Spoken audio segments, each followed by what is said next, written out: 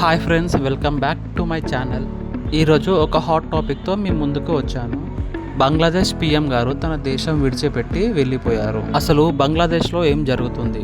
Bangladesh PM Sheikh Hasina గారు తన దేశాన్ని విడిచిపెట్టి పోవాల్సిన అవసరం ఏమొచ్చింది?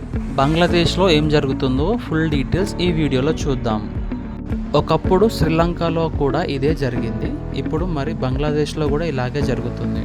అసలు మ్యాటర్లోకి వెళ్తే బంగ్లాదేశ్ ప్రభుత్వం జాబ్ రిజర్వేషన్ గురించి ఒక జీవోని పాస్ చేశారు. అందులో ఏముందంటే 1971లో ఫ్రీడమ్ ఫైట్ చేసిన కుటుంబాలకి 30% రిజర్వేషన్ కింద రిజర్వేషన్ కల్పిస్తున్నట్టు బంగ్లాదేశ్ ప్రభుత్వం నిర్ణయం తీసుకుంది. ఆ డిసిషన్ వెనక్కి తీసుకోవాలని బంగ్లాదేశ్ స్టూడెంట్స్ ప్రొటెస్టులు తెలిపారు.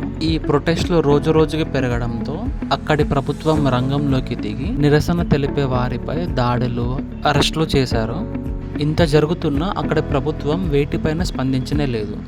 ఎన్ని ర్యాలీస్ చేసినా అక్కడి ప్రభుత్వం పట్టించుకోకపోవడంతో కొంతమంది స్టూడెంట్స్ ఆత్మహత్య చేసుకున్నారు. ఇది గమనించిన స్టూడెంట్స్, అపోజిషన్ పార్టీ, బంగ్లాదేశ్ ప్రజలు అక్కడి ప్రభుత్వాన్ని వ్యతిరేకించారు. ఇవేవి పట్టించుకునే ప్రభుత్వం రంగంలోకి బంగ్లాదేశ్ ఆర్మీని దించింది.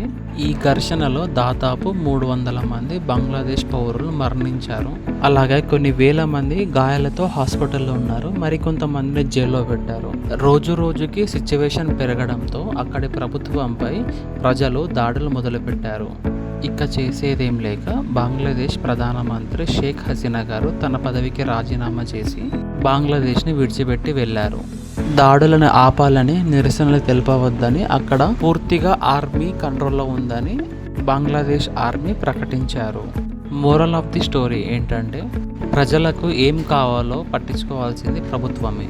అంతేగాని ప్రభుత్వం ఏం చేసినా ప్రజలు పాటిస్తారని అనుకోకూడదు. Thanks for watching friends. ఇలాంటి మరిన్ని వీడియోస్ కోసం please like, share, subscribe to my channel. Thank you friends.